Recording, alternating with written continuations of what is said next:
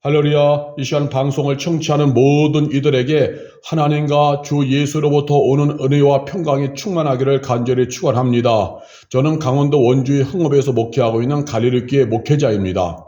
이 시간 다룰 본문의 말씀은요, 히브리서 4장 12절의 말씀을 통하여서 하나님 말씀이 얼마나 귀한 것인지, 하나님 말씀이 얼마나 능력 있는 것인지를, 하나님 말씀이 얼마나 생명력이 충만한 것인지를 살펴보려고 합니다. 이 시간 하나님 말씀의 가치에 대해서, 말씀의 본질에 대해서 나눌 때 청취하는 중에 말씀의 큰 깨달음과 말씀의 능력과 말씀의 생명이 충만하기를 간절히 예수 이름으로 축원합니다. 히브리서 4장 12절의 말씀을 제가 읽도록 하겠습니다. 하나님 말씀은 살아있고 활력이 있어 좌우의 날선 어떤 검보다도 예리하여 혼과 영과 및 관절과 골수를 찔러 쪼개기까지 하며 또 마음의 생각과 뜻을 판단하나니. 히브리서 4장 12절의 말씀입니다. 다시 한번 읽겠습니다. 하나님 말씀은 살아있고 활력이 있어 좌우의 날선 어떤 검보다도 예리하여 혼과 영과 및 관절과 골수를 찔러 쪼개기까지 하며 또 마음의 생각과 뜻을 판단하나니. 아멘. 하나님의 말씀은 살아있다. 살아있다는 것은 생명력이 있다는 거죠. 살아있다. 죽은 말씀이 아니라는 거예요. 과거의 이야기가 아니라 지금도 생생하게 살아 움직이는 생명의 말씀이라는 거죠. 하나님의 약속도 과거의 약속으로 끝나는 것이 아니라 지금 그 약속도 실제로 우리에게 다가오는 것입니다. 하나님께서 성경의 역사 속에서 하셨던 수많은 심판에 관한 말씀은 지금도 그대로 우리에게 적용되어지는 것이고 축복에 관한 말씀도 그대로 적용되어지는 것이죠. 아브라함에게 하셨던 복에 관한 말씀들도 오늘 우리에게 그대로 이루어지는 겁니다. 왜? 하나님 말씀은 유통기한에 지난 과거 이야기 아니라 지금도 생생하게 살아 움직이는 생명의 말씀이기 때문에 말씀 안에는 하나님께서 이렇게 하시겠다라고 하는 하나님의 심정과 뜻이 다 들어있는 것이죠. 그래서 말씀의 가치는 어떤 시대 속에서 끝나는 것이 아니라 영원한 것입니다. 말씀 속에 들어있는 하나님의 의도, 이 말씀대로 살면 은혜와 복이 임할 것이고 이 말씀을 거역하고 하나님을 떠나가면 저주와 징계와 심판이 임할 것이고 이것은 명확하게 지금도 살아 움직이는 것이죠. 그래서 하나님 말씀은 살아있다. 그래서 그 하나님 말씀이 살아있고 지금도 우리에게 역사하는 것이죠. 죽은 말씀, 능력이 상실된 과거의 고전의 이야기가 아니라 지금도 살아있는 능력의 말씀인 것입니다. 그래서 우리는 그냥 아멘 하면서 말씀을 붙잡고 가면은 우리에게 은혜가 있는 거죠. 시냇가에 심겨진 나무가 시절을 쫙 과실을 맺으며 그 잎사이가 마르지 않은 것 같으니 그 모든 행사가 다 형통하리로다.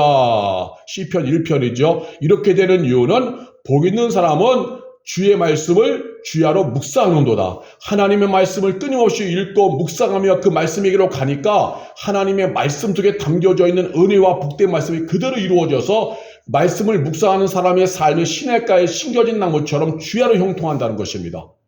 그 말씀이 기록되는 그 시대의 사람뿐만 아니라 오늘 우리가 읽어도 우리에게도 이 말씀은 그대로 우리에게 역사하는 거죠. 하나님 말씀 속에 담겨진 이 약속들, 조력들, 가치들은 영원한 것입니다. 그래서 하나님 말씀은 살아있다. 그래서 살아있는 생명의 말씀에 우리의 모든 걸 걸어야 하는 겁니다. 세상에서 말하는 사람들의 말은 그럴 수도 있고 안 그럴 수도 있고 이미 그 가치가 떨어진 말도 있고 효력 상실된 말도 수두룩하잖아요. 이루어질 수 없는 말들도 수두룩합니다. 그런데 하나님은 거룩하신 분이고 거짓이 없으신 분이기 때문에 완전한 하나님이시기 때문에 하나님의 입으로부터 나온 말씀은 다 이루어지는 거죠. 중요한 건 우리가 그 말씀에 얼마만큼 걸고 살아가느냐, 그 말씀을 얼마만큼 우리가 믿고 살아가느냐, 이것에 달려있는 거죠. 믿는 자에게는 하나님 말씀이 그대로 적용되어지는 것입니다. 하나님 말씀은 살아있다. 오늘도 살아있는 주의 말씀에 우리 생의 닻을 내려야 하는 것입니다. 그런 말씀 속에 담겨진 하나님 은혜가 임하는 것이죠. 또 하나님 말씀은 살아있고 활력이 있다. 활력이 있다 이 말은 움직이는 능력 있는 거예요. 막 활력이잖아요. 활력. 어린아이들도 그냥 활력이 있으니까 그냥 가만히 있질 못하고 막 이리저리 움직이잖아요. 활력이 있으니까. 사람들도 일할 때 활력 있는 사람은 벌써 능력 있고 힘 있게 막 일하잖아요. 근데 몸에 활력이 떨어진 사람들은 기운이 없어가지고 자기의 몸도 가누기 힘들죠. 힘 있다, 활력 있다는 것은 움직이는 능력을 말하는 거죠. 그래서 하나님 말씀은 살아있고 동시에 그런 활력이 있다, 힘이 있다, 능력이 있다라는 것입니다. 그래서 말씀에 가는 곳마다 이러한 역사가 일어나는 거예요. 하나님 말씀은 살아있기 때문에 가는 곳마다 이런 살아있는 역사, 생기 있는 역사가 막 일어나는 거죠. 하나님 말씀은 생명이기 때문에. 그래서 하나님 말씀을 생명이기 때문에 그 말씀을 아멘으로 받아 먹는 사람은요, 막 생명력이 일어나는 거예요. 생기가 일어나고 또 그 말씀 속에 담겨진 약속들이 이루어져서 은혜와 복이 막 내 안에 역사하는 거죠. 우리에게 흘러오는 겁니다. 또 말씀이 하나님 말씀 활력이 있기 때문에 말씀을 내가 가까이 하면요, 활력 있게 되는 거예요. 막 힘있고 활력 있고 능력 있는 삶을 살아가는 것입니다. 말씀은 그래서 절대로 과거의 역사 이야기가 아니라 지금도 성령 안에서 살아있는 생명의 말씀입니다. 이론적으로 과거에 죽은 역사 이야기가 아니라 지나가 버린 과거의 이야기가 아니라 흘러가 버린 이야기가 아니라 지금도 성령을 통하여 우리 가운데서 역사하는 생명의 말씀이다 라고 하는 거죠. 그래서 우리는요, 끊임없이 말씀을 가까이 해야 돼요. 살아있고 활력 있는 말씀을 가까이 하면요, 내 자신이 영적으로 충만해지고 생명력이 있어지고 그리고 또 활력 있고 활력 있게 살아가는 거예요. 말씀을 내 안에 채우면 채울수록 읽고 말씀을 끊임없이 읽고 묵상해서 말씀을 들어서 내 안에 채우면 채울수록 내 영혼에 활력이 있고 또 하나님의 말씀 속에 담겨진 약속들이 내 안에 실제로 이루어지니까 내가 은혜가 있고 복이 있어지는 것입니다. 그래서 말씀을 할 수만 있으면 많이 읽으시길 바랍니다. 세상에 지금은 유튜브 시대입니다. 영상의 시대입니다. 많은 그런 영상 매체가 있습니다. 그거 보면서 2시간, 3시간 낭비하지 마시고 하나님 말씀도 좀 가까이 해서 읽으시기 바랍니다. 큰 소리 내어 읽을 수 있고 큰 소리 내어 읽을 수 있는 상황이 아니면 조용히라도 해서 성경을 꼭 읽으시고 그 말씀 붙잡고 기도하면서 가야 됩니다. 그래야 이 세상에서 우리가 힘있게 살아가는 거예요. 지금 물질의 가치잖아요. 규모의 가치잖아요. 돈 있는 사람, 권력 있는 사람이 큰 소리 치는 시대이고 없는 사람은 기죽어 사는 그런 물질의 가치의 시대이잖아요. 그런데 내가 부족하고 가진 것이 연약할지라도 말씀이 들어오면요, 힘있고 활력 있게 살아가는 거예요.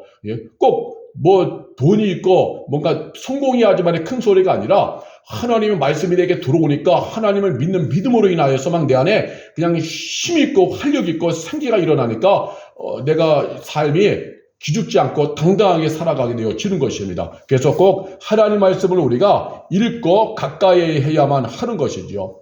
영원토록 생명력에 충만한 살아있는 하나님의 말씀, 그 말씀을 수시로 먹어야 됩니다. 읽고 또 읽고 말씀을 내 안에 채워서 이 세상에서 가장 생명력 있고 능력 있는 것 오직 하나님 말씀이죠. 영어, 수학, 철학, 역사, 경제학, 성공 방법 없는 부자 되는 법 이런 것과는 비교도 안 되는 이거는 세상의 혼의 이야기죠. 영의 생명을 불러일으키고 내 믿음을 살리고 힘있게 하는 것은 오직 생명의 말씀이 되어지는 것입니다. 우리는요, 이 말씀을 굉장히 소중히 여겨야 돼요. 말씀의 능력을 우리는 정말 믿고 그 말씀을 붙잡고 살아가야만 하는 것입니다. 생명의 말씀과 그 생명의 말씀, 말씀의 생명, 말씀의 능력을 믿고 날마다 우리는 소중히 여기면서 그 말씀을 가까이 해야 하는 것입니다. 말씀 앞에 오래 머물러야 돼요. 오래 머무를수록 말씀 앞에서 머무른 시간이 많으면 많을수록 그 말씀으로 내가 치워지면서 내 안에 놀라운 생명의 역사가 일어나게 되어지는 것입니다. 영혼이 소생하고 일어서고 믿음의 부흥이 일어나고 성령으로 충만해지고 또 말씀 속에 담겨진 약속들이 내 안에서 이루어지는 거예요. 말씀 속에 담겨진 하나님께서 이렇게 해주마 약속하신 것들이 내게서 이루어지는 것입니다. 왜? 하나님 말씀은 살아있기 때문에. 그래서 그 말씀의 가치가 그 말씀 속에 담겨진 축복의 이야기들이 약속들이 내게서 이루어지는 것이죠. 말씀을 들어야 하는 거예요. 그러면 살아납니다. 말씀에 대해서 여러 가지 이제 이야기들이 갈 수 있지만 그러나 오늘 본문에서는 생명력이 있는 것, 생명을 주로 강조하는 거예요. 생명. 그리고 또 하나는 이제 판단한다. 두 가지만 강조하려고 그래요. 말씀에 대해서 여러 가지로 얘기할 수 있지만 생명과 판단하는 이 두 가지만 오늘 강조하려고 합니다. 하나님 말씀은 어쨌든요, 살아있고 생명력이 있기 때문에 말씀을 들어야 돼요. 신앙생활을 하면서도 맨날 매거리 없이 살고 기죽어 살고 교회 와서도 얼굴이 우거지 상이고 소망도 없고 저기압처럼 되어 있고 그 이유는 다른 거 없어요. 말씀이 없는 거예요. 예수의 피 주의 보혈 나의 죄를 씻어주셔서 회개하고 말씀과 성령으로 채워져서 막 내 안에서 생명력이 일어나야 되는데, 그러면 얼굴이 쫙 펴지면서 고귀한 얼굴, 밝고 화창한 얼굴, 기쁨이 있고 소망 있는 얼굴이 되거든요. 그런데 교회 안에서 한손 포시고 쭈그러진 얼굴, 쭈그런 방탱이처럼 그냥 삶도 그냥 그렇게 살아가고, 하나님이 오늘도 시퍼렇게 눈 뜨고 통치하시는데 그 하나님은 안 보이니까 그냥 고아처럼, 영적인 고아처럼 그냥 눌려 살아가는 거예요. 세상에, 사람의 환경에, 자기의 연약함에 눌려서 살아가니까 맨날 근심과 염려, 얼굴은 그냥 누가 쳐다보면 진짜 쳐다보는 사람들마저도 지운을 잃을 정도로 그런 저기 앞에 사람이 있잖아요. 왜요? 예? 우리가 보면은 차가운 얼음덩이 만지면은 나도 차가워지는 것처럼, 차가운 곳에 가면 나도 어이구 추워 하는 것처럼 그런 차가운 것만 그냥 흘려버리는 그런 사람이 있잖아요. 그거 왜 그래요? 교회 다니면서도 하나님을 믿는다고 하면서도 차가운 이유는 내 안에 영적으로 말씀이 빈약해서 그래요. 말씀이 있는 곳에는 성령이 있는데 말씀과 성령이 빈약해서 그런 것입니다. 그래서 말씀을 어쨌든 가까이에서 먹어가야지만이 얼굴이 펴져요. 그 낙하산을 보세요. 낙하산이 평상시에는 쭈글쭈글해져 있잖아요. 쭈글쭈글한데 비행기에서 뛰어내려가지고 낙하산을 쫙 펼치면 낙하산에 공기가 확 들어가면서 낙하산이 아주 펴지잖아요. 팽팽하게 펴지잖아요. 그래서 성도의 얼굴이 펴지려면 말씀과 성령의 은혜로 채워져야 하는 것입니다. 성도의 얼굴이 근심에 쭈그러진 얼굴, 염려로 쭈그러진 얼굴, 세상의 기죽음으로 쭈그러진 얼굴, 미래의 불확실로 인해서 찌그러진 얼굴, 삶의 염려로 인하여 찌그러진 얼굴, 늘 고단함으로 인해 찌그러진 얼굴, 예? 그런 것들이 있다는 것은 이 안에서 지금 영적으로 어둡다는 거예요. 망가져 있다는 거예요. 영적으로 굉장히 무력화되어 있다는 것입니다. 무력화되어 있다는 거예요. 회복돼야 돼요. 일단은 예수의 피로 더러운 죄지압조 죄의 돌멩이 가시덤불 같은 죄악의 역사들을 다 씻어내는 회개하시고 하나님 말씀을 일단 가까이 하세요. 하나님 말씀을. 저는 설교를 가까이 하란 말은 안 하겠어요. 왜냐하면 요즘 설교가 하나님 말씀에 뿌리내는 설교도 있지만 그렇지 않은 설교도 많이 있기 때문에, 인터넷에서 유행하는 설교 보면 대중적인 설교, 대중의 입맛 돋구어주는 설교, 대중이 기뻐하는 그러한 수준의 설교, 말씀 속으로 침잠에 들어가서 하나님 기뻐하는 메시지를 흘려버리는 것이 아니라 대중의 입맛에 맞는 그러한 그냥 설교, 가벼운 설교가 많아요. 가벼운 설교, 깊은 설교가 아니라 가벼운 설교. 그래서 저는 설교를 많이 들으라 이런 걸 하지 않겠어요. 그 인터넷에 유행하는 유튜브 찾아서 이 설교 저 설교 들으라 얘기하진 않겠어요. 말씀을 가까이 하세요. 성경 66권, 하나님 완전 계시로다가 우리에게 주신 성경 66권에 하나님의 심정과 의도와 모든 약속들이 다 들어있으니까 회개 철저히 하시고 성령 의지하여서 말씀을 읽으세요. 말씀 처음엔 읽을 때는 무슨 뜻인지 이해가 안 될 거예요. 왜? 처음에 성경 읽을 때부터 성경이 다 열리진 않죠. 그렇게 해보지 않았기 때문에 성경 읽는 새로운 길을 찾아서 가야 되니까, 그 길을 뚫어야 되니까 처음에는 힘든 거예요. 성경 읽다가 졸리기도 하고 무슨 뜻인지 들어오지도 않고 답답하죠. 그러나 계속 읽으면 이 성경 읽는 길이 뚫리고 열려지면서 성경이 쑥쑥쑥 읽어져 가는 거예요. 이 뇌도요, 안 쓰는 뇌는요, 이것이 다 뇌 신경망이 끊어져 있잖아요. 각 뇌의 시냅스가 연결되어서 뇌 신경망이 회로가 아주 그냥 조밀하게 이렇게 서로가 이어져 있으면은 그 뇌가 발달한 거죠. 그래서 처음에 어떤 계산하려고 하면은 머리가 안 돌아가고, 계산하려고 하면 굉장히 답답하잖아요. 안 풀리고 어둡고. 왜? 뇌 신경망이 그쪽으로 안 썼기 때문에. 마찬가지로 성경 읽고도 처음 하려고 하면은 이 뇌 신경망이 그쪽으로 이게 형성이 안 된 거예요. 오랜만에 하려고 그러면. 그러니까 답답하고 이해도 안 되고 지루하고 그런 거예요. 그러나 꾸준히 하다 보면 뇌 신경망이 연결되면서 뇌도 성경 읽는 뇌로다가 길이 열리고, 그 다음에 내 영혼도 말씀으로 충만해지면서 이 말씀이 이 성경 읽기가 재밌어져요. 그래서 성경을 꼭 많이 읽으시기 바랍니다. 그러면은 그것이 내게 다 정말 영적인 보약으로 다가오는 거예요. 생명력에 충만해지고 그 다음에 약속된 말씀들을 기대하며 기도하다 보니까 성경의 약속들이 오늘 내게 그대로 이루어지는 겁니다. 하나님 말씀은 죽은 말씀이 아니라 과거의 약속은 지금도 역사하는 생명의 말씀이에요. 아브라함에게 하신 약속은 오늘도 우리가 영적으로 아브라함의 후손이기 때문에 아브라함의 약속은 우리에게도 유효해요. 그래서 우리도 이 말씀을 믿고 기도하면 생명의 말씀 속에 담겨진 약속들이 우리에게 이루어지는 겁니다. 그러니까 말씀을 가까이 하면 이 어마어마한 유익들이 오는 거예요. 내가 살고 영혼이 살고 삶이 힘이 써지고 활력이 써지고 생명력이 충만해지고 또 말씀 안에 있는 그 생명의 약속들이 내 안에 그대로 이루어지고 그래서 우리가 말씀을 가까이 해야 돼요. 에스겔서 37장 1절에 보면 에스겔 골짜기의 마른 뼈에 관한 이야기는 우리가 많이 아는 내용이죠. 에스겔서 37장 1절부터 쭉 말씀을 보면요. 37장 1에서 11절 여호와께서 권능으로 내게 임재하시고 그의 영으로 나를 데리고 가서 골짜기 가운데 두셨는데 거기 뼈가 가득하더라. 나를 그 뼈 사방으로 지나가게 하시기로 본즉 그 골짜기 지면에 뼈가 심이 많고 아주 말랐더라. 하나님께서 환상 중에 에스겔을 골짜기에 끌고 가셔서 보니까 골짜기 가운데 마른 뼈들이 가득 있다는 거죠. 그래서 하나님이 에스겔에게 에스겔서 37장 3절에 질문하시기를 그가 내게 이르시되 인자야 이 뼈들이 내게 살 수 있겠느냐 물어보시는 거예요. 그래서 에스겔은 모르니까 대답하되 주 여호와여 주께서 하시나이다. 주님이 아십니다 한 것이죠.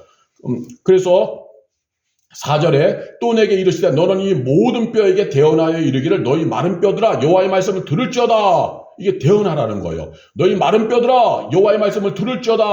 에스겔에게 이 말씀을 대언하라 선포하라라고 하나님 말씀하시는 거죠. 그래서 5절 이하에 보니까 주 여호와께서 이 뼈들에게 이같이 말씀하시기를 내가 생기를 너희에게 들어가게 하리니 너희가 살아나리라. 너희 위에 힘줄을 두고 살을 입히고 가죽으로 덮고 너희 속에 생기를 넣으리니 너희가 살아나리라. 또 내가 여호와인 줄을 너희가 알리라 하라. 이렇게 대언하라는 거예요. 그래서 그 마른 뼈를 향해서 그렇게 에스겔이 7절에서 대언합니다. 이에 내가 명령을 따라 대언하니 대언할 때 소리가 나고 움직이면 이 뼈 저 뼈가 들어맞아 뼈들이 서로 연결되더라. 실제로 마른 뼈들이 막 이 뼈 저 뼈가 하면서 사람의 모양으로다가 이제 뼈들이 막 서로 연결되는 거예요. 사람의 모양으로 일어서는 거예요.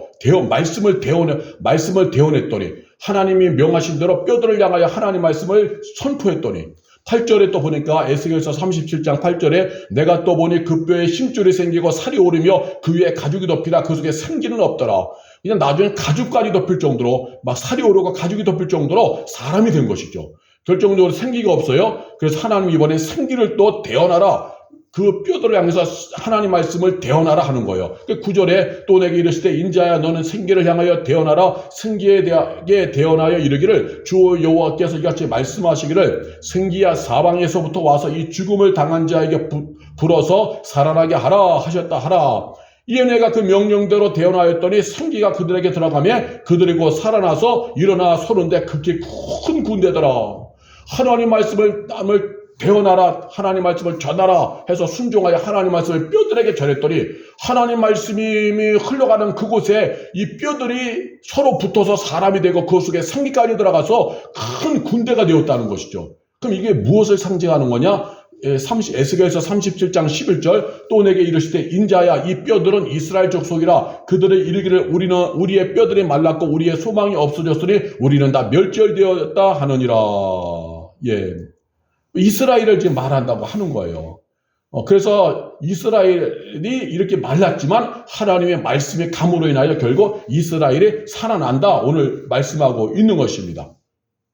그래서 하나님 명령에 순종하여 하나님 말씀을 대언하여서 전하니까 그 말씀에 가는 곳마다 이런 마른 뼈도 살아났다라고 하는 것이죠. 마른 뼈 같은 이스라엘도 살아난다 그 말이에요. 바짝 미래 소망도 없을 정도로 꿈도 없을 정도로 바짝 말라진 이스라엘이 살아난다 그런 말씀이에요. 그래서 우리가 이 말씀을 들으면 살아납니다. 이 죽은 뼈들의 환상은 결국 포로로 끌려가서 소망 없이 살아가는 이스라엘을 상징적으로 표현한 거예요. 포로로 끌려가니까 소망이 없잖아요. 현실에 의해서 기죽어 살고 있는 거예요. 그들을 상징적으로 표현한 것이 골짜기의 마른 뼈들. 그러나 그러할지라도 말씀이 들어가면 된다는 것이죠. 포로의 생활 속에서 자존감도 무너지고 꿈도 희망도 사라지고 하루하루 죽지 못해 겨우 살아가는 현실주의자처럼 된 이스라엘이라 할지라도 하나님 말씀이 들어가면은 살아난다는 거예요. 회복된다는 것입니다. 노예 근성에 사로잡혀 하나님의 백성의 정체성과 미래를 잃어버렸다 할지라도 하나님 말씀을 들어가면 그 말씀으로 소생한다는 것입니다. 왜? 하나님 말씀은 살아있고 활력이 있기 때문에, 하나님 말씀 살아있는 생명이요 활력이 있고 능력이 있기 때문에 그 말씀이 들어가는 곳마다 활력이 있고 생명력이 있어지는 거예요. 에스겔 골짜기에 마른 뼈와 같은 영혼일지라도 말씀이 가면 소생한다는 것입니다.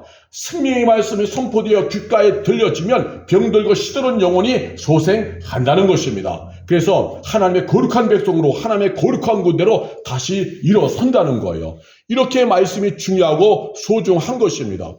하나님 말씀은 생명이 되어지는 거예요. 하나님 말씀은 생명이 되어지는 겁니다.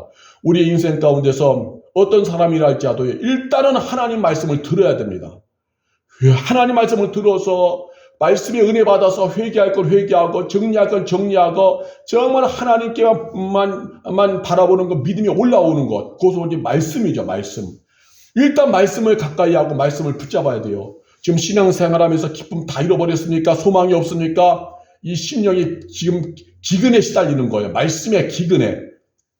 말씀의 기근에. 그래서 하나님 말씀을 듣고 하나님 말씀을 읽어서 내 안에 말씀으로 가득 채워야 하는 것입니다. 그럼 말씀 있는 곳에 누가 역사하느냐? 성령님이 말씀을 레마의 말씀으로 내게 다가오게 하셔서 그 말씀을 깨닫게 하시고 그 말씀 붙잡고 막 기도하게 하시는 거예요.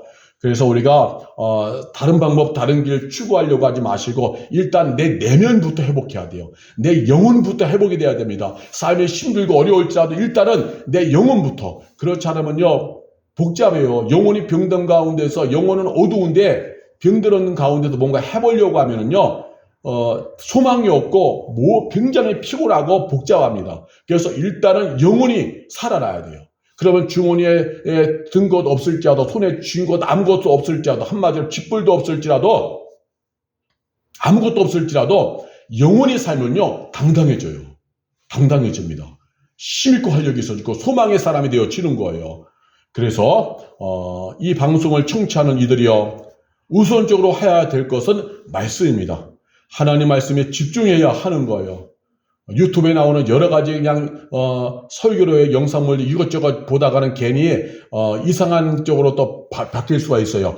모든 설교가 다 하나님 말씀이 아닌 경우도 많습니다. 성경 읽고 나서는 딴소리 하는 경우도 있고, 성경 읽고 나서는 자기의 철학 같은 얘기하는 경우도 있고, 자기 신념을 얘기하는 경우도 있고, 대중적인 설교, 대중의 입맛에 맞는 설교, 부담 없는 설교, 가벼운 설교, 즉흥적인 설교 하는 경우도 있어요. 인간적인 설교 혹은 상담학적인 설교, 사람의 마음과 감정이나 살펴주는 상담학적인 설교하는 경우도 있어요.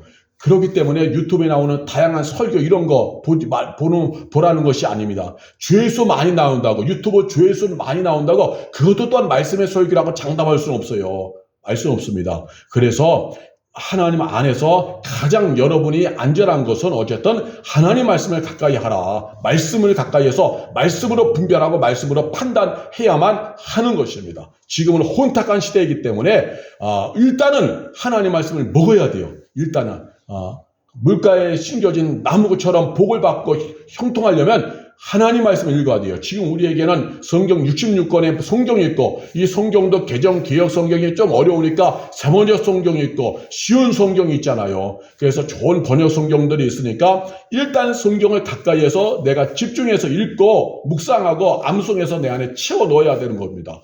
그러면 내 영혼이 힘을 얻어요. 활력을 줍니다. 왜? 말씀이 생명이고 활력이 있기 때문에. 말씀이 함께하면요 영적인 생명이 충만해지니까 막 하나님을 의지하는 믿음이 올라와요. 환경과 상황을 믿음의 눈으로 볼 수 있는 통찰력이 생깁니다. 그래서 믿음의 눈으로 보고 믿음으로 환경과 상황을 해석하게 되고 믿음으로 환경과 상황을 지압하게도 누르게 되어지는 것이죠. 말씀이 들어가니까. 그래서 우리가 말씀을 가까이 해야만 하는 겁니다.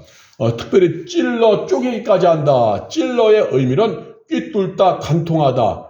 쪼개기까지의 의미는 아주 쪼각쪼각 낸다는 거죠. 하나님의 말씀은 양날검보다 더 예리해서 혼과 영과 관절과 골수를 꿰뚫고 간통합니다. 그리고 주걱주걱 나눠 분리하는 거예요. 왜 그렇게 하느냐? 그 속에 숨겨진 정욕, 죄, 불신앙, 세상같이 인간, 옛자, 숨겨진 자신만의 그런 교만 이런 것들 다 말씀이 찾아내는 거예요. 그래서 말씀이 들어오면요. 말씀을 가까이 하면 믿음과 생명력도 올라오지만 막 회개가 일어나는 거예요. 회개가.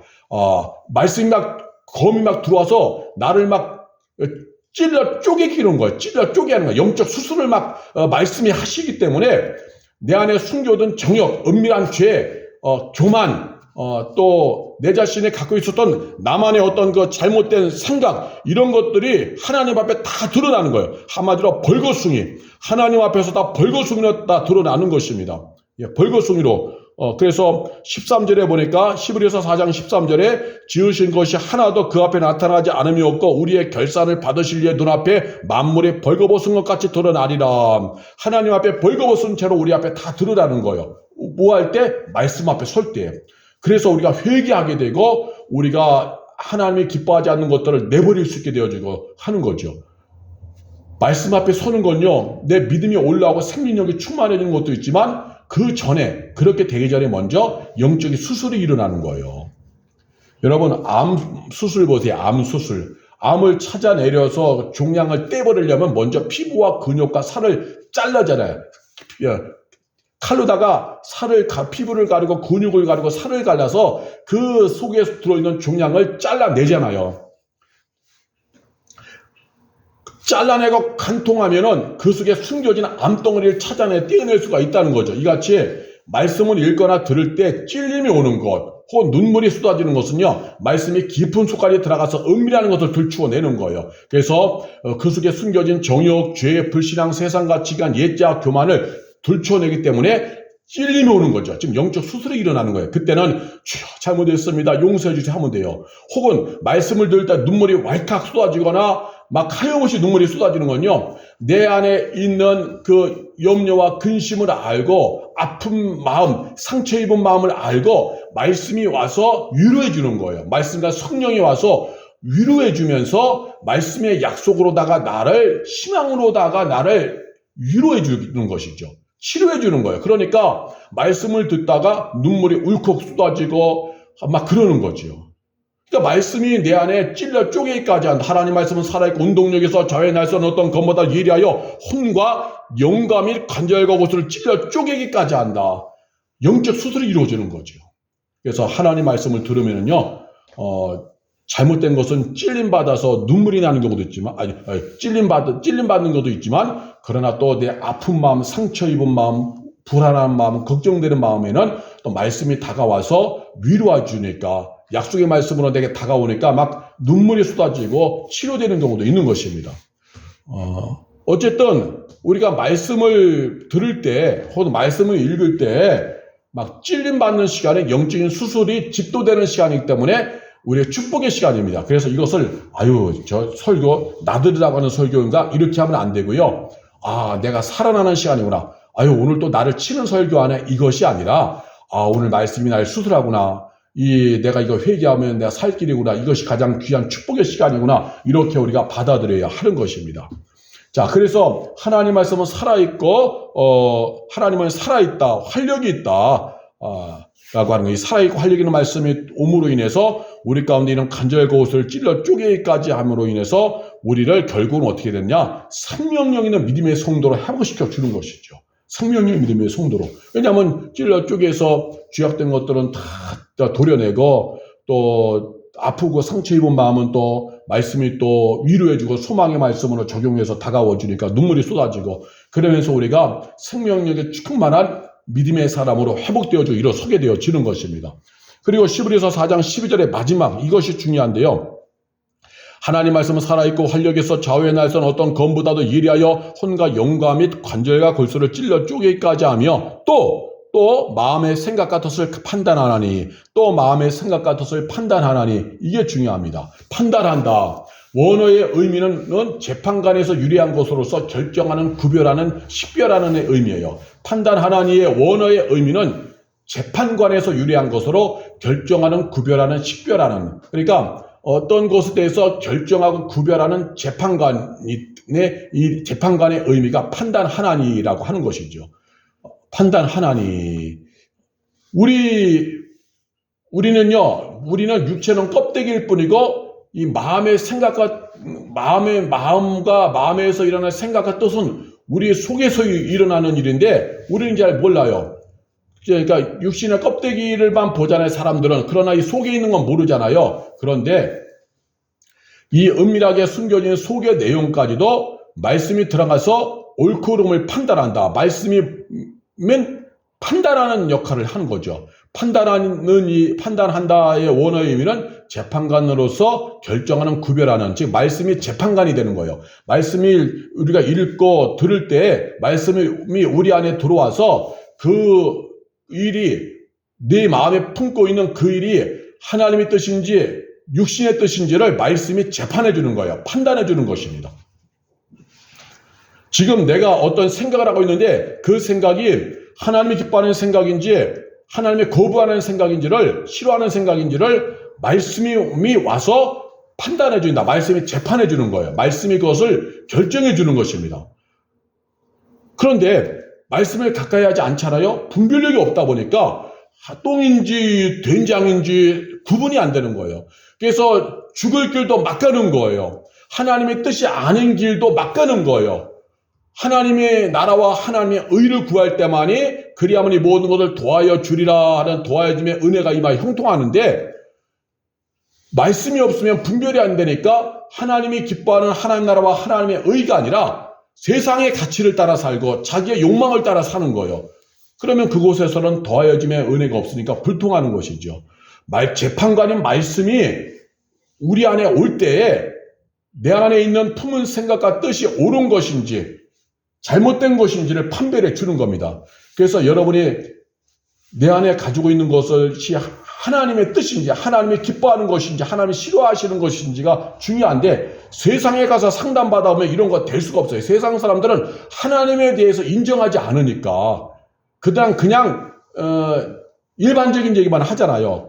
그래서 성도가 일반 세상의 상담가를 찾아가서 거기서 얘기하는 감성적인 얘기, 상담하게 얘기에 귀 기울일 필요가 없다. 성도는 오직 우선적으로, 근본적으로 어디로 와야 되느냐? 하나님 말씀을 읽고 그 말씀 앞에서 오래 머무를 때 말씀이 내 안에 스며들어 오면서 성령님이 그 말씀을 통하여서 우리를 재판해 주는 거예요. 내 안에 지금 가고 있는 길이 옳은 길인지 아닌 길인지를, 옳은 길인지 틀린 길인지, 죽을 길인지 망할 길인지, 생명 길인지 복받을 길인지를 말씀이 내게 재판해 주는 거예요. 그래, 말씀을 가까이 해야 돼요. 그래서 말씀을 가까이 하는 사람은요, 분별력이 있는 것입니다. 분별력은 말씀을 통해서 이루어지는 거예요. 분별력은 말씀을 통해서 이루어지는 것입니다. 하나님 말씀이 없이는요, 분별이 될 수가 없어요. 분별이. 재판관이요, 그 일을 신문화해서 옳고 그름의 판단을 결정하듯이 하나님 말씀이 우리 속에 있는 생각과 마음과 계획, 이런 것들을 판단해 주거든요. 그래서 우리가 하나님 말씀을 가까이 해야 돼요. 판사는 법령을 체계적으로 종합한 그런 법전을 통해서 근거로 해서 판단하는 것처럼 우리는 하나님 말씀이 중요한 것입니다. 신앙생활의 최종 권위는 하나님 말씀, 재판에서는 법전을 근거로 해서 판결하듯이 신앙생활에서는 하나님 말씀으로 판단받아야 되는 거예요. 신앙생활의 최종 권위는 하나님 말씀, 성경 말씀에 의해서 모든 것이 판단받고 옳고 그름이 판명되어지는 것입니다. 그래서 우리가 말씀을 읽거나 듣다 보면은 양심의 가책이 들거나 찔리는 것은 말씀에 의해서 판단받기 때문에 그런 거예요. 말씀이 들어오면서 말씀이 재판관이 되어 우리 안에 있는 계획들, 생각들을 판단해 주기 때문에 때로는 하나님 뜻과 아닌 것에 대해서는 찔리는 양심의 가책이 드는 거예요. 양심의 가책. 또 반대로 하나님의 말씀에 의해서 내 안에 들어올 때에 막 위로가 되고 소망이 되고 기쁨이 될 때가 있어요. 그것은 내 안에 가지고 있는 생각과 계획에 하나님이 기뻐하는 생각과 계획이기 때문에 말씀이 위로해 주는 거예요. 막 잘한다. 그래, 그렇게 가면 복을 받을 거야 하면서 말씀이 위로해 주니까 또 확신이 생기는 것이죠. 그래서 우리가 말씀이 중요한 겁니다. 우리가 하나님 말씀으로 채워지는 그 길을 저와 여러분이 아주 그냥 평생 동안으로 평생 죽을 때까지 이 길을 가야만 하는 것입니다. 우리가 이 세상을 살다 보면은요, 하루에도 수없이 여러 사람을 만나고 일하다 보면 같이 섞여 살다 보면요, 우리 속에 수많은 세속 가치관들이 수없이 들어와서 자리 잡습니다. 물질의 가치관, 세속의 야망의 가치관, 세상에서 성을 쌓고 살아가는 가치관, 하나님과 무관한 그냥 자기의 유익과 유한 가치관, 쾌락의 가치관, 그냥 술 마시고 노래하면서 살아가는 삶. 한국 사람들이 음주율이 굉장히 높습니다. 술. 근데 하나님이 기뻐하는 건 술자리가 아니라 은혜자리고 하나님의 뜻을 이루는 자리거든요. 근데 술자리, 어지간하면 술로 대화해야 된다. 술이 사람 관계를 돈독하게 한다. 술자리, 어지가도 한잔해 이런 거잖아요. 이런 세속 가치관들에서 세속 가치관이 오늘날 넘쳐나잖아요. 술자리, 술문화, 음주문화, 그 다음에 주색잡기 문화, 수많은 불법, 불이 어떻게 하든 간에 성공하는 자리, 출세의 자리, 이런 것들이 많잖아요. 그래서 사람과의 관계 속에서 어떻게 살다 보면은 내 마음밭에 뜻하지 않게 다양한 것들이 내 마음밭에 뿌려져요. 사람과의 대화를 통해서, 눈으로 보는 눈의 정보를 통해서, 생각을 통해서, 사람과의 다양한 대화를 통해서 내 마음밭에 잡초, 돌멩이, 가시덤굴 같은 것들이 뿌려지고 자라는 거예요. 그것에 의해서 영혼이 어두워지고 헤매는 거죠. 이거 방치하면 안 됩니다. 방치하면요, 이것이 자라서 나중에는 하나님을 무서운 줄 모르고 자기 뜻대로 막 살아요. 불법, 불의, 불시장적인 일을 겁없이 저지르며 살아가는 것입니다.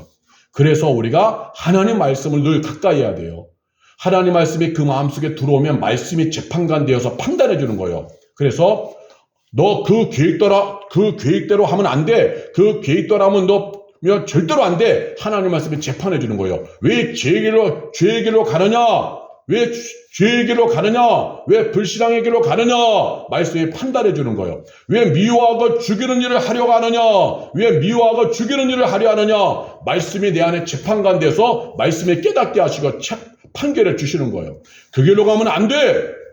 그 길은 생명의 길이 아니라 죽음의 길이다. 그 길은 은혜와 복으로부터 멀어지는 길이다. 죄의 결과는 심판이다 하면서 막 말씀이 재판관 되어서 막 우리를 재판해 주는 거죠. 그것이 양심의 가책으로 찔림으로 다가오는 거예요. 그때 막 회개해야 됩니다. 회개. 그러면 영혼이 살아나고 다시금 힘있고 활력 있는 영적 상태가 되는 거죠.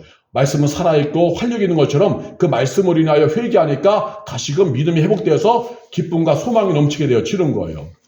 반면에 하나님 말씀을 또 가까이 하면요, 우리가 믿음으로 살아가는 사람에게는 막 위로가 되고 능력이 되고, 그래 그 길이 생명길이다, 힘들거려도 기도하라, 내가 너와 함께하노라, 막 약속의 말씀들로 막 우리에게 힘을 주시고 약속의 말씀을 우리에게 증거가 되어주시고 우리를 막 감싸주시고 힘을 주시는 것입니다. 그래서 우리는 어쨌든 하나님 말씀을 가까이 해야 하는 겁니다. 자, 자를 보세요. 우리가 자는요, 정확한 길이를 재는 것이죠. 그래서 두리뭉실한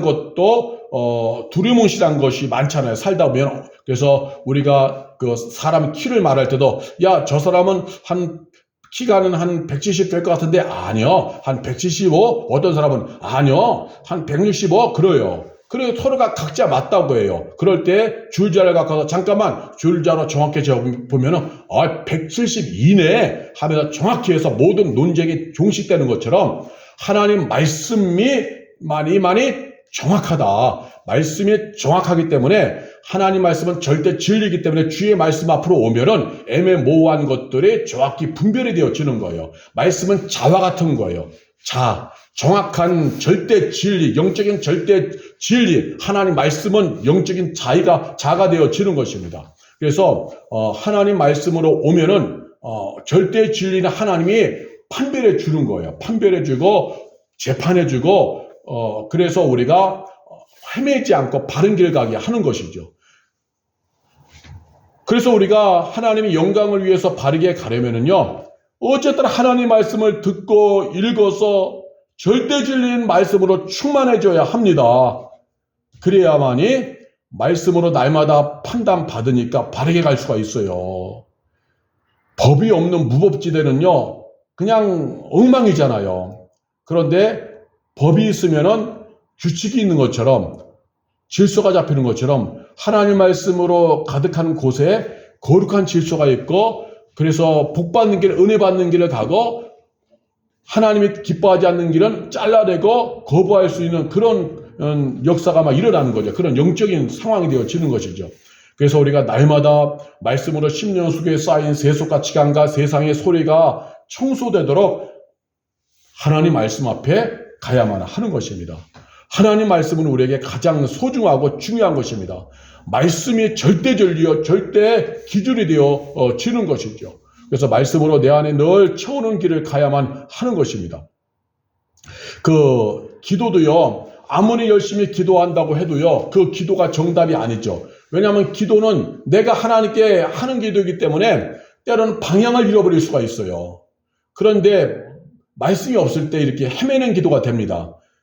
그래서 말씀을 가까이 하는 가운데 말씀으로 그 기도가 점검이 되어야 하는 것입니다. 말씀의 터 위에서 기도가 이루어질 때에 바른 기도, 하나님이 기뻐하는 기도를 갈 수가 있는 거죠. 기도에 열성적인 사람들 있잖아요. 뭐 봤다는 열성적인 사람들. 그 열성적인 사람들은 대부분 대체적으로 말씀이 약합니다. 또 예언 기도한다고 하는 사람들. 예언 기도한다고 하는 사람들도 대체적으로 뭐냐? 말씀이 약해요. 말씀이 약해요. 그러니까 말씀이 부족하다 보니까 그 기도도 방향성을 잃고 예언도 붕 뜬 예언이 돼가지고 신앙에 잘할 수가 없는 경우 있죠. 뭐 예언한다고 해서 뭐 이렇게 하지만 결국은 그거 쫓아가는 사람들은요, 그냥 붕 떠버려. 말씀에 뿌리가 없기 때문에 붕 떠가지고요, 신앙생활이 신앙 이상한 쪽으로 변형되어지고 변질될 수가 있는 것입니다. 은사와 능력 좋은 것입니다. 그냥 귀신을 내주고 병을 고치는 능력. 그러나 그런 것이 있다 할지라도 그것이 정답이 아니라 정답은 재판관인 말씀이에요. 절대 진리인 말씀, 나를 재판해주는 절대 진리는 말씀입니다. 그 말씀으로 판단받아야만이 바른 은사가 되어지고 바른 능력이 되어지는 거예요. 근데 말씀이 없잖아요. 그렇게 은사와 능력 많았다 할지라도 그것으로 인해서 변질될 수 있어요. 은사와 능력이 탁월할수록 말씀이 빈약해지는 경우가 있습니다. 중간에 변질되어 교만해지면서 무너지는 경우도 있어요. 저도 주변에서 보면은 신유은사 있지만 말씀이 빈약해서 결국 돈벌이용 신유은사로 전락된 경우도 있었고, 아무리 예언하는 은사가 있다 할지라도 말씀이 빈약하니까 굉장히 혼란스러워요. 말씀에 뿌리가 없다 보니까 붕뜬 신앙 돼가지고 그와 함께하는 사람들의 신앙이 정상적으로 클 수가 없는 것입니다. 삼손을 보세요. 삼손이 하나님으로부터 얼마나 엄청난 능력을 받았어요. 그런데 삼손이 말씀이 빈약하니까 지 마음대로 하잖아요. 지 마음대로 이 여자 사귀고 저 여자와 결혼하고 이 여자와 결혼하고 지 하고 싶은 대로 다 하잖아요. 말년에 그래서 두 눈 뽑혀가지고 결국 비참하게 죽어갔는데, 그 이유는 단 하나, 절대 진리는 하나님이 없으니까 능력이 있다 해도, 탁월한 능력이 있다 해도 방향성을 바른 방향으로 가지 못하는 거죠. 하나님이 기뻐하는 방향으로 자기 마음대로 좌충우돌 그냥 자기 마음대로 이리저리 막 헤매는 것이죠. 그래서 은사와 능력이 많다 할지라도 그보다 더 중요한 것은 말씀이다. 범사의 모든 것은 나를 재판해주는 절대의 진리인 하나님 말씀 안에서 이루어져야 된다. 그래야 하나님이 기뻐하는 길로, 하나님 영광을 위한 길로 우리가 분명하게 갈 수가 있는 것이죠. 말씀이 모든 걸 판단해주고 분별해주기 때문에 하나님이 기뻐하는 길로 분별하면서 갈 수가 있는 것입니다. 그래서 돈이 없는 게 비극이 아니에요. 목회자는요, 목회하면서 교회가 작은 것이 비극이 아닙니다. 성도는요, 세상에서 뭐 크게 부유해지지 않은 것이 비극이 아니에요. 몸이 좀 아픈 것이 비극이 아닙니다. 진짜 비극은요, 말씀을 잃어버린 것이 비극이에요.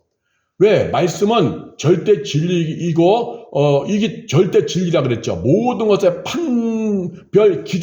판단 기준이 말씀인데, 말씀을 이미 없으니까 막 살게 되잖아요. 그 막 살게 되면 어떻게 돼요? 죄악의 길로 가는 겁니다. 죽음의 길로 가는 거예요. 말씀이 없으면요, 롯처럼 죄악의 길로 가는 거예요. 말씀이 없으면 롯의 아내처럼 가지 말아야 될 길로 가고 보지 말아야 할 길 쳐다봄으로 말미암아 소금기둥 되는 것처럼 허무하게 살아가는 거예요.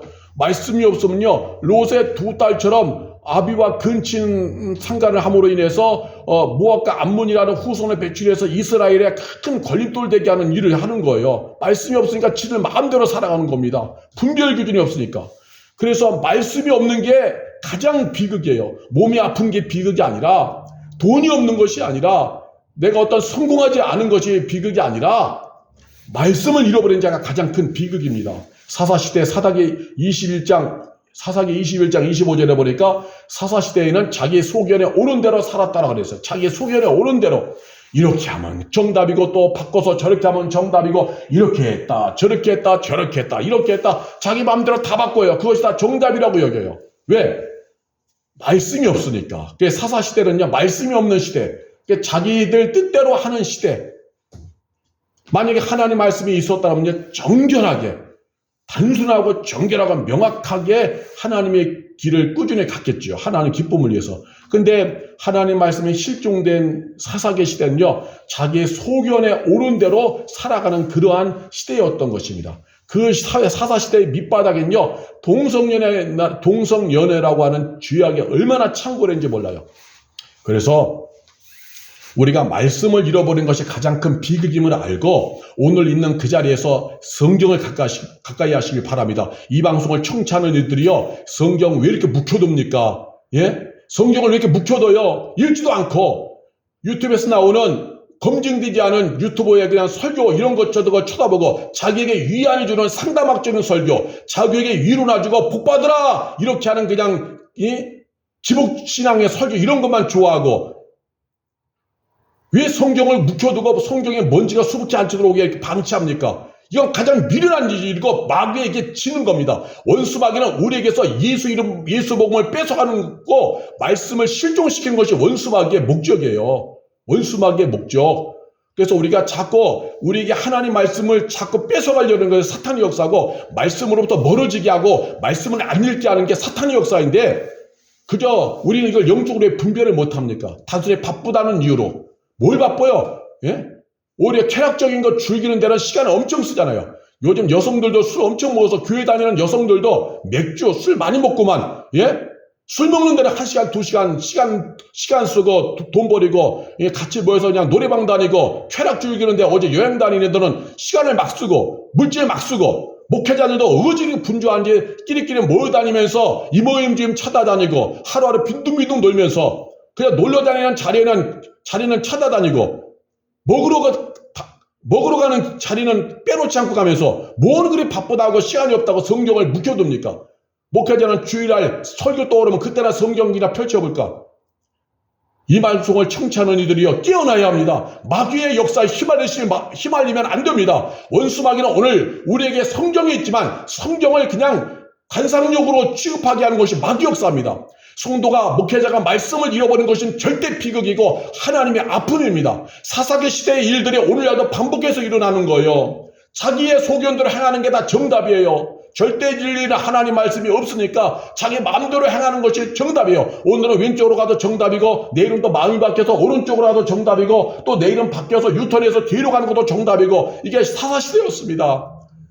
그러나 절대 진리는 하나님 말씀이 들어온다면 어떻게 내 마음대로 이리저리 바꾸고 내가 왕이 된 결정을 할 수 있어요? 나는 쫄이고 죄인인데, 말씀이 들어오면은 하나님의 기뻐하는 길만 우직하게 가는 것입니다. 그 말씀이 재판관되어 판단해 주니까 죄악되고 불신앙적이고 마귀적 같은 것들은 끊어내게 하여 오늘도 회개하고 성령의 능력을 구하며 가는 것이고, 하나님이 기뻐하는 길은 힘들고 어려워도 정말 좁은 그 생명의 행진을 끊임없이 하는 것입니다. 그래서 말씀을 가까이 하세요. 이 시대의 비극은 여러분이 돈이 없어서가 비극이 아니라, 남편이 월급이 적어서가 아니라, 내가 월급이 적어서가 아니라, 자녀들이 유명대학 들어가지 못해서가 아니라, 해외여행을 못 다녀서가 아니라, 남들처럼 우리 놀러가지도 못해서가 아니라, 말씀을 잃어버린 것이 비극입니다. 말씀을 잃어버린 것이 비극이에요. 말씀을 잃어버린 것이 비극입니다. 그래서 성경을 관상용으로 집에 두지 말고, 그건 마귀에게 진 거예요. 내가 지금 성경은 안 읽고 일주일 동안 성경을 관상용으로 내버려 두고 성경에 먼지가 수북지 앉아있다. 이건 내가 마귀에게 진 겁니다. 이건 진 거예요. 영적으로 진 겁니다. 이게 마귀의 원하는 대로 된 겁니다. 여러분이 왜 마귀가 원하는 대로 살아? 이건 영원히 후회할 인생입니다. 예수 십자가 복음을 뺏어가고, 예수 이름을 뺏어가고, 하나님 말씀을 자꾸 우리 삶 속에서 밀어내고 하는 것이 마귀 역사고 죄의 역사인데, 분별하여서 이 시간 말씀 속으로 들어오시기 바랍니다. 이제 성경을 찾아서 그때는 힘을 내고 애를 써서라도 길을 쓰고 억지로라도 성경 펼쳐놓고 하루에 한 장 이상이라도 읽으세요. 예, 드라마 한 편 보면 1시간이고 유튜브 영상 한 편 보면 그냥 몇십 분, 때로는 한두 시간이 훌쩍 지나가잖아요. 그런데도 성경 그거 한 장 못 읽는 거, 한 페이지 못 읽는 건요, 영적인 순정에서 이미 밀린 것이고, 천국문에서 멀어지는 겁니다. 이게 다 마귀 역사고, 죄의 역사입니다. 왜? 쾌락을 추구하니까 죄의 역사죠. 쾌락적인 것은 좋아서 시간을 그렇게 많이 보내는데, 성경 읽는 것은 1분, 1초도 투자한 걸 아까워하니, 이건 쾌락, 죄의 역사죠. 마귀 역사, 죄의 역사. 그 결과는 사사시대처럼 자기의 소견에 옳은 대로 삶으로 말미암아 지옥으로 가는 길이에요. 분별하지 못하니까 절대 기준이요, 판단 기준인 말씀, 절대 진리는 하나님 말씀이 없기 때문에 자기 마음대로 막 사니까 그 길은 허망해지는 길, 죽음의 길, 지옥길로 가는 것이죠. 뭔 말씀을 읽고 들어와야 그 말씀이 재판해져서 죄에 대해서는 찔려 회개가 일어나서 우리가 하나님께로 삶을 조율하고 춘행하면서 가는 거잖아요. 근데 말씀이 들어오지 않는데 무슨 죄에 대해서 찔리는 게 어디 있어요. 찔림 받지도 않으니까 회개도 안 일어나고 그 죄로 인해서 신령 강팍해져가지고 신앙에 대해서 생명력 다 사라지고 그냥 명목상의 종교인으로 교회 가는 거잖아. 예배드리러. 안 가면 찜찜하니까 그래서 천국이란 건 가야 되니까 주일에 가서 예배 한번 쇼핑하듯 드리고 삶은 또 그냥 엉망으로 가는 거잖아요. 여러분 이런 길을 우리가 분별해야 합니다. 이 얼마나 정말 죽을 길인지. 그래서 내 신앙에 유지하기 위해서 길을 수라도 성경을 읽고 회개하고 먼저 성경 읽기 전에 회개하고 예수의 피로 씻김 받는 회개하면서 성경을 가까이 하고 말씀을 채우고 우리가 가야 돼요. 그래야 말씀과 성령의 은혜가 함께하면서 내가 하나님의 뜻을 붙잡고 그 나라와 그 일을 구하는 길을 가는 거예요. 그렇게 가면요, 하나님이 우리가 약속된 은혜와 복을 우리에게 허락해 주시는 것입니다. 그러므로 이 방송을 청취하는 이들이요, 목회자가 있다면 목회자부터 말씀으로 바르게 서야 합니다. 목회자가 말씀의 은혜를 공급받아야 영적인 생명력을 유지하는 거예요. 목회자는 교회에서 어찌됐든 영적인 아비잖아요. 설교 강단에서 양들을 먹이는 예수님의 대리자로 세움받은 목사이잖아요. 말씀을 가르치는 자. 그렇기 때문에 우선적으로 말씀의 은혜를 공급받아서 영적인 생명력을 유지해야 하는 것입니다. 그리고 늘 말씀을 채워서 재판관인 말씀으로 인해서 내 안에 일어나는 잘못된 그 욕망들을 말씀으로 막 재판받아서 회개함으로 뽑아내고 막 걸러내야만 하는 것입니다. 내 안에서, 목회자 안에서 일어나는 부흥과 성장의 욕망들, 예? 하나님이 시키지도 않았는데 부흥을 위해서 막 프로그램 배우고 세미나 배워와서 교회에서 막 그거 돌려가지고 교회를 힘들게 하는 것들, 예? 또 죄악된 가치관들, 세습 가치관들, 하나님 말씀이 아니라 어떤 그 잘못된 가치관들, 욕망들, 야망들, 목회자 안에서 일어나는 쾌락들, 이런 것들도 다 말씀으로 판단받아서 회개하면서 새로워지는 것을 우리는 가야 돼요. 목회자가 먼저. 그렇게 할 때 말씀 중심의 목회자로 세워지는 것이고 바른 말씀을 대언할 수가 있는 것이고, 그러면 그 강단에 말씀이 흘러가니 함께하는 양인 성도가 그 말씀을 먹어서 살아나고 교회는 건강해지는 것입니다. 만일 말씀 전하는 목회자가 말씀을 등한시하면요, 본인도 영적으로 어두워지고 본인도 말씀으로 판단받지 않으니까 세속가치관과 자신의 신념과 자신의 정치관, 자신의 어떤 그러한 야망들만이 가득 채워져서 그것이 그냥 그런 똥물들이 강단에서 흘러가는 거예요. 세속가치관에 흘러가는 거예요. 그럼 본인도 죽지만 함께하는 양들도 먹을 것이 없어서 죽어가는 거죠. 본인도 양도 교회도 결국 어두워지는 것입니다. 그래서 목회자부터 말씀으로 바르게 서야 하는 겁니다. 이 방송을 청취하는 성도님들이요, 말씀을 가까이 하시길 바랍니다. 그래야 영적 생명 유지할 수 있어요. 예수 믿으면서 소망이 없습니까? 예수 믿으면서 물질 위에 기가 죽고 주묘의 가치에 기가 죽고 왜 이렇게 권력에 기가 죽어서 깽깽거리면서 삽니까? 우린 왕 중의 왕이요, 생명의 왕이신 예수의 종이면서 하나님의 자녀입니다. 예수님의 또 신부입니다. 신랑 되신 예수님을 고대하는 예수의 신부예요. 세상에서 눌릴 필요가 없어요. 그래서 말씀을 가까이 해서 영적으로 내가 충만해지면요, 힘있고 활력있게 살아가는 것입니다. 그러한 신부의 행진을 저와 여러분이 해야 하는 것입니다. 그리고 말씀을 가까이 하면 말씀으로 판단받는 시간이 많아지면서 말씀이 재판해 주는 거니까 양심에 꺼리끼고 말씀에 거부하는 것들은 빨리 회개하면서 또 정리하니까 우리가 하나님이 기뻐하는 길로 생명의 행진을 할 수가 있는 것이죠. 하나님의 뜻을 이루며 은혜와 복을 누리는 길로 갈 수가 있는 것입니다. 만일 우리를 판단해 주는 절대 진리의 말씀이 없으면요, 우리가 캄캄해지는 거죠. 분별이 안 되니까 그냥 막 사는 거예요. 사사시대의 사람들처럼 그냥 죽을 길로 막 가는 거예요. 심각한 것이죠. 그래서 이 방송을 청취하는 모든 이들이요, 우리가 정말 하나님 말씀에 우리의 모든 걸 정말 걸어야 합니다. 말씀에 뿌리 내리고 말씀에 닻을 내려야 돼요.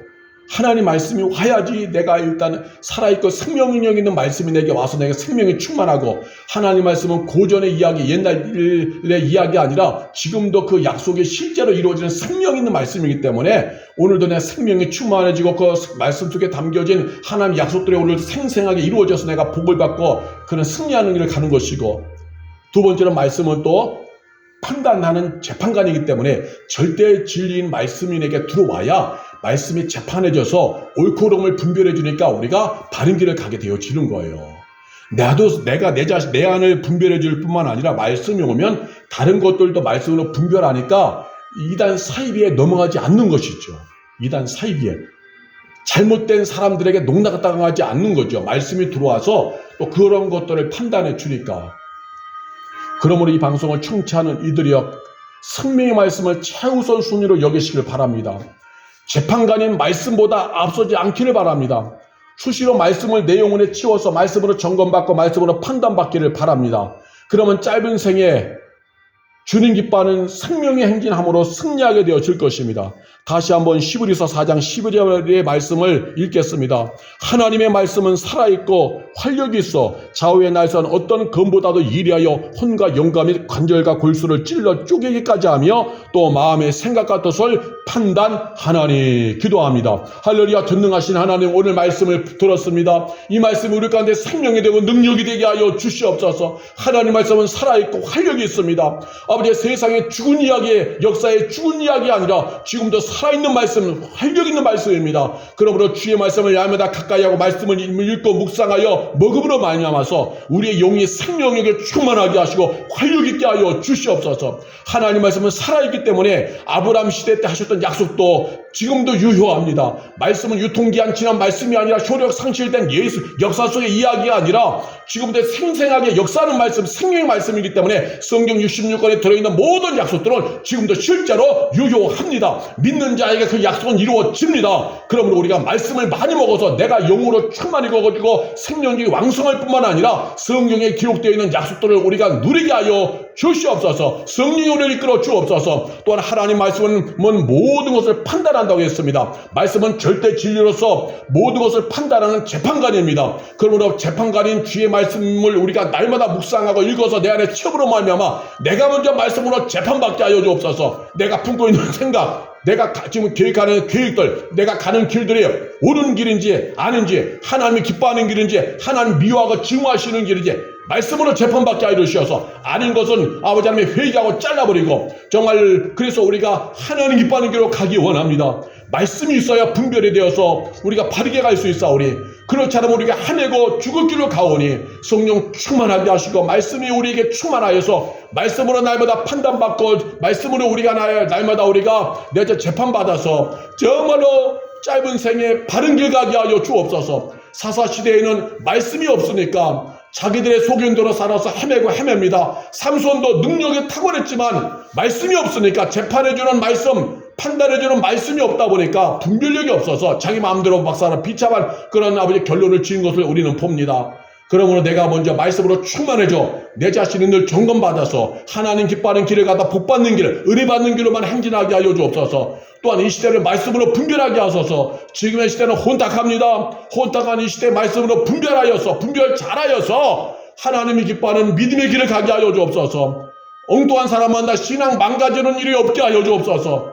엉뚱한 아버지 하나님의 이상한 리더 만나서 신앙 망가지지 않게 하시고, 이상한 기독교로 가정한 집단이나 단체, 선교단체 만나서 신앙 망가지는 일이 없게 하여 주시고, 이단 사이비에 걸려서 망가지는 일이 없도록 늘 말씀으로 분별하도록 성령이 역사하여 주시옵소서. 다른 것에 많은 시간 허비하는 것보다 말씀을 소중히 여겨서 어쨌든 힘을 쓰고 기를 쓰고 애를 써서 하나님 말씀을 즐거이 묵상하는 시간을 우리가 마련하게 하시고, 말씀을 읽고 묵상하는 그 자리를 마련하여 이 시간을 최우선적으로 지키게 하소서. 내 영혼이 사는 최고의 그 자리는 말씀과 함께하는 자리입니다. 사탄 마귀는 오늘도 우리에게서 말씀을 뺏어가고 예수 십자가 복음을 뺏어가서 우리를 멸망으로 가게 하려고 합니다.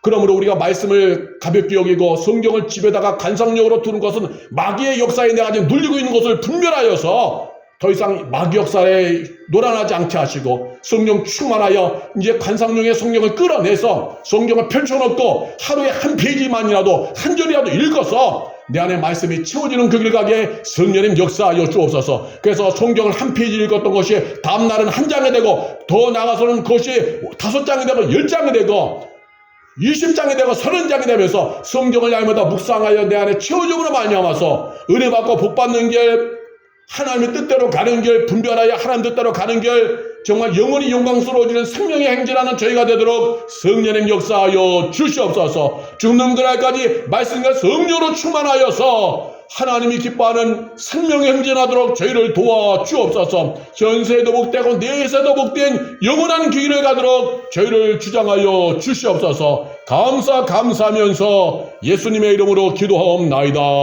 아멘.